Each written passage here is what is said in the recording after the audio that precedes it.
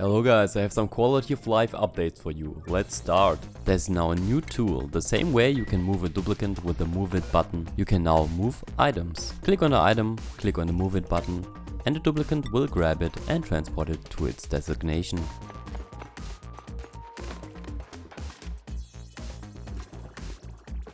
This can be especially helpful if you want to place a water bottle in a designated area. Let's select this water bottle here, move it to this area, and then empty it out. Bam! Instant small corner lock.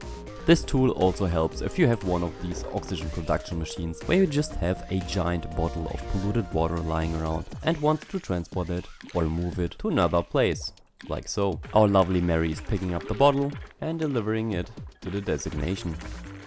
Our duplicant Mary could only transport 200 kilograms here, because that is her carrying capacity. So we can't cheese large material transports with that method. Still, thank you Mary for doing such a splendid job. You can cancel the order by pressing C and clicking on the bottle, or by pressing cancel and clicking on the designation. They improved the range visualization of each and every of these buildings. They now use the system that they introduced with the blast shot. The telescopes now also have a symmetrical scanning range, not an asymmetrical as before. The space scanner is still asymmetrical though. Obstructing blocks are now easier visualized than before, as you can see here. For the Meteor blaster, this looks like this. The payload launcher gets blocked completely, the telescopes only partly, no matter if the small or the big one. The rocket control station also, and a robo-miner and the auto sweeper only get blocked where an actual tile is. Space scanners no longer have individual network quality and now use a shared network quality. If you cover 50% of the sky, you will get a 100% network quality. Let me just have a single one, and now the network quality is at 26%.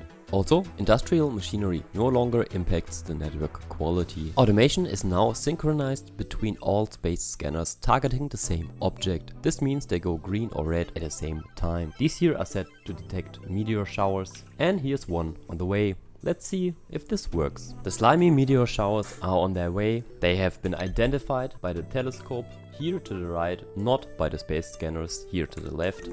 But there's an incoming object detected. And now that the actual meteor shower is happening, right at this moment in time, the lamps activated because of the green signal from the space scanners. A second new thing they added is that the Meteor blaster is now able to shoot outside of the borders of the planet. RoboMiner can now mine through open doors.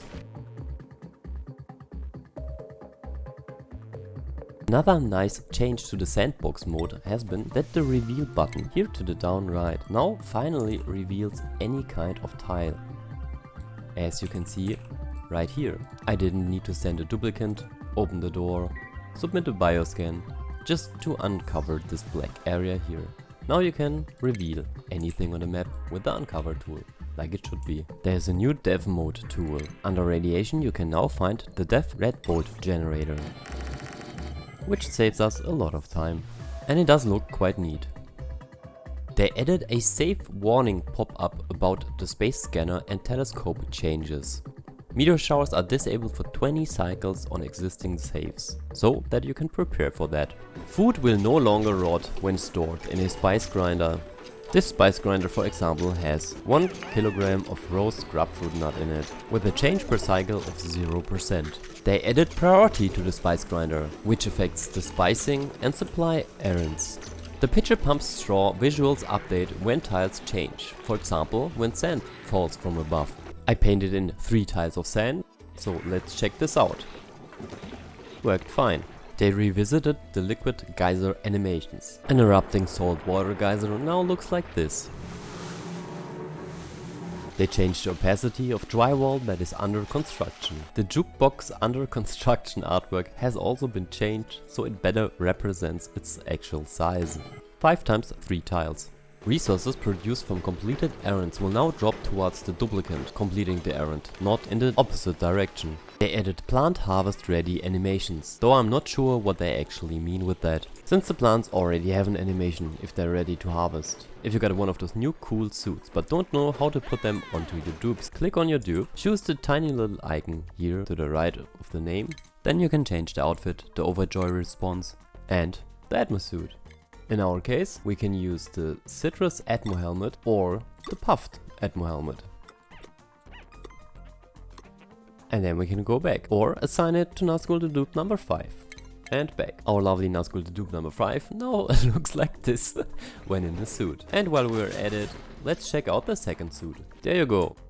They added a better colorblind support for the priority screen. As for performance improvements, they claim to have improved diagnostic table screens opening and closing performance. I'm here in an area with 48 duplicants in one spot. So let's check this. Let's check the vitals. That was fast. Consumables. The consumable tab is still super slow.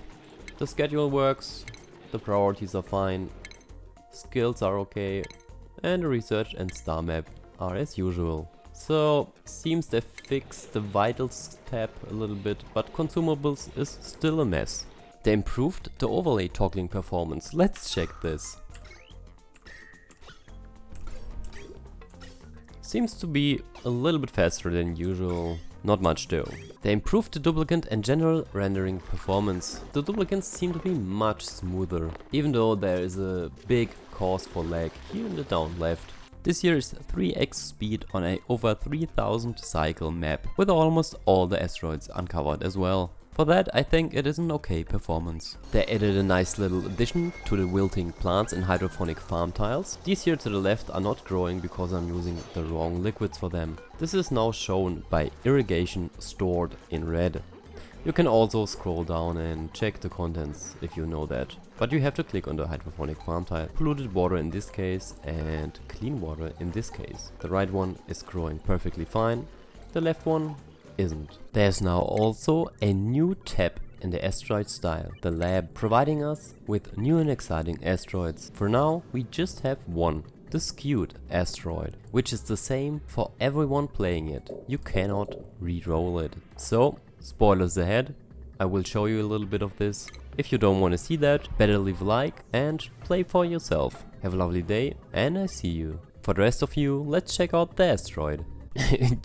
Sadly you missed it. The alert started vertical and then turned. I would say this looks like someone turned our usual asteroid on the side and then flipped all of the point of interests into our direction, which could be very interesting, gotta admit that. Now I'm interested how all the other asteroids in this space map look. From what I'm seeing, nothing extraordinary on the second planetoid. This seems to be the case for all the other asteroids as well. Everything normal there.